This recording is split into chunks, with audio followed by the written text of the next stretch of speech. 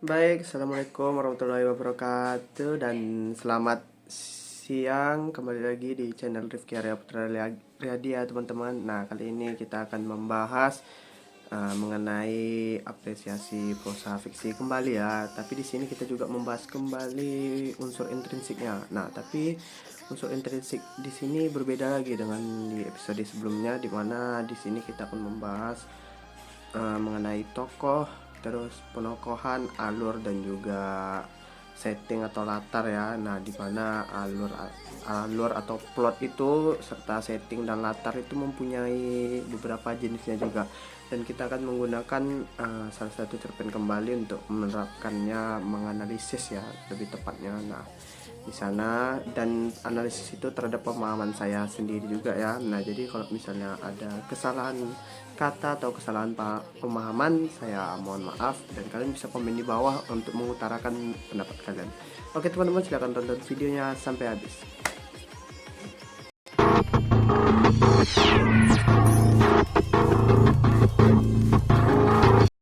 Oke, unsur intrinsik prosa fiksi, kajian tokoh, alur, setting atau latar ya. Nah, di sini yang pertama unsur intrinsik prosa fiksi, tokoh, alur dan setting atau latar. Yang pertama yaitu ada tokoh. Tokoh adalah pelaku dalam cerita atau seseorang yang berperan dalam suatu cerita. Tokoh terbagi dalam tiga, yaitu tokoh utama, sentral, dan juga tokoh sampingan. Tokoh utama adalah tokoh yang paling sering muncul dalam suatu cerita. Nah, jadi kalau misalnya kita mau mencari tokoh utamanya, kita harus menganalisis cerita terlebih dahulu dan di mana para tokoh itu muncul. Nah, misalnya salah satu tokoh itu sering muncul dalam cerita tersebut, berarti dia adalah tokoh utamanya. Lalu yang kedua yaitu ada tokoh sentral, adalah tokoh yang menjadi penyebab munculnya konflik dalam cerita, bisa lebih dari satu. Nah, konflik di sini ya suatu masalah ya dalam cerita tersebut, baik itu tokohnya bersifat baik atau jahat. Intinya kalau misalnya dia menimbulkan konflik, dia termasuk ke dalam tokoh sentral. Dan ini bisa, tokoh sentral ini bisa lebih dari satu ya. Lalu yang ketiga yaitu ada tokoh sampingan, adalah tokoh yang menjadi peran pembantu dalam cerita, bisa juga menjadi pusat terjadinya konflik secara sengaja ataupun tidak.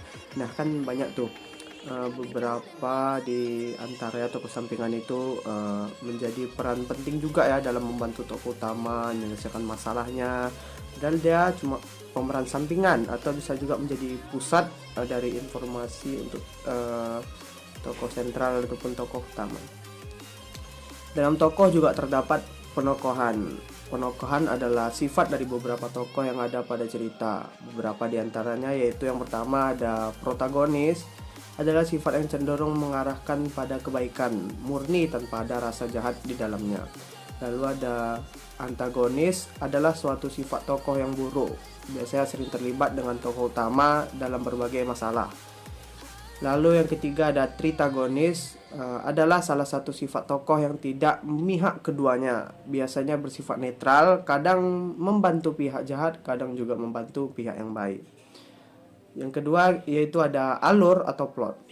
Kata alur diambil dari salah satu kata alir nih teman-teman. Nah, alir ya, aliran, yang dimana memiliki arti, maksudnya aliran sungai, dimana aliran sungai bisa bergerak maju, bisa juga kadang surut ya kan, dan juga arus balik. Nah, dimana dalam beberapa pemahaman alur adalah sambung kesinambungannya suatu cerita.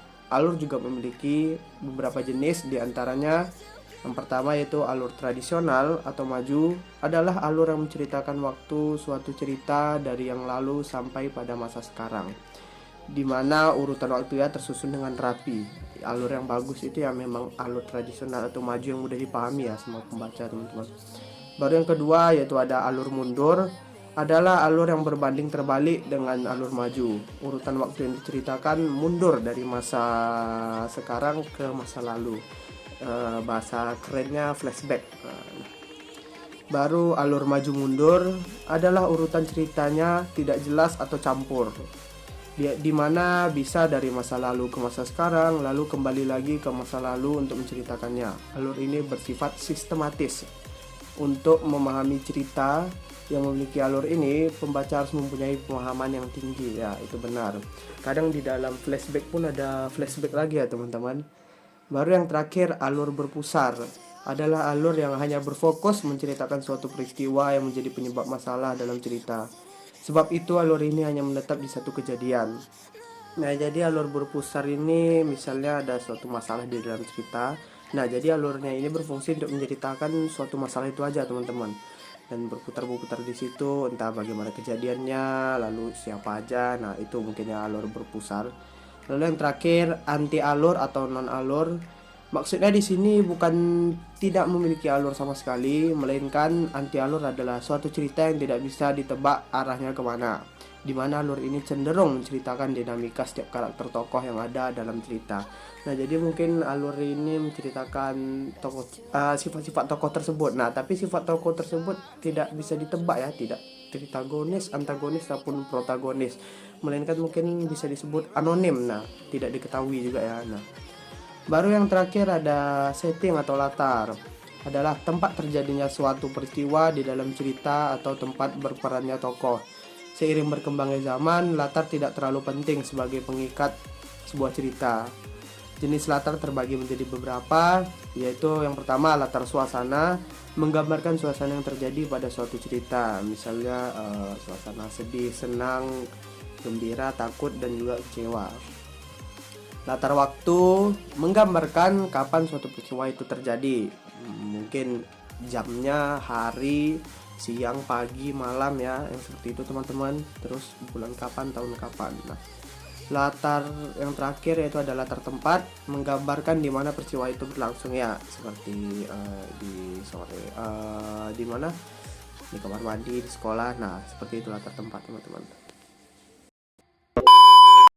Nah, baik, sekarang kita akan menggunakan salah satu objek karya sastra yaitu cerpen dalam menerapkan unsur intrinsik dalam prosa fiksi itu, dimana kita akan mencari tokoh, lalu alur dan juga setting atau latar ya, di dalam cerpen berjudul Kongres karya Krishna Miharja.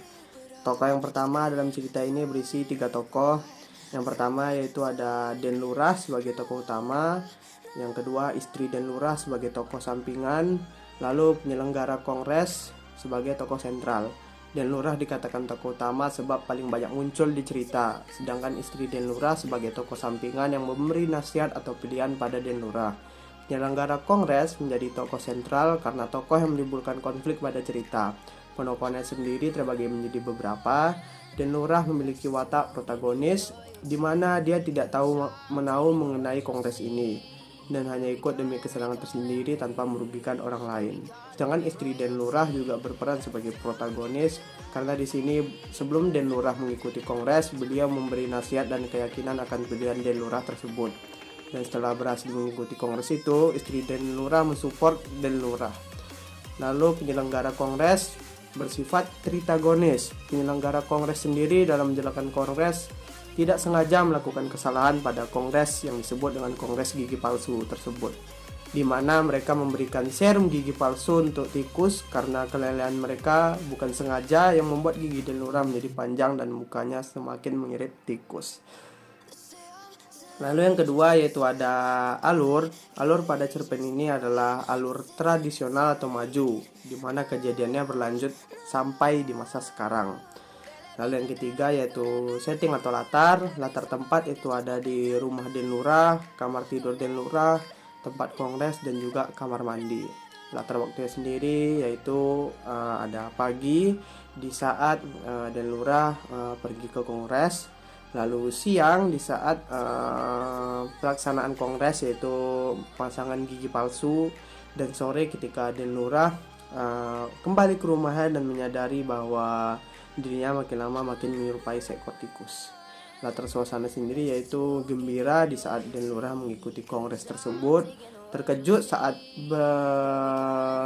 berada di tempat kongres tersebut ya, karena melihat orang dengan beberapa gigi yang ompong dan juga sama seperti dirinya. Lalu ketakutan saat membaca berita bahwa penyelenggara kongres melakukan kesalahan, dimana yaitu termasuk latar suasana, yang tadi latar waktu ya teman-teman, waktu pagi siang sore, dan yang terakhir kecemasan dan kecewa di saat tahu dirinya sudah terkena infeksi serum tikus itu teman-teman. Nah itu dia tadi pembahasan mengenai unsur intrinsik prosa fiksi, tokoh, alur, dan juga setting atau latar. Nah untuk itu silakan klik subscribe, like, comment, and share video ini jika kalian suka, dan mohon maaf jika terdapat kesalahpahaman dalam penerapan analisis unsur ini ya. Kalian bisa komen di bawah juga dan share video ini ke teman-teman dan menjadi amal jariah untuk kita semua, dan semakin membuat saya bersemangat untuk membagikan video pembelajaran yang lainnya.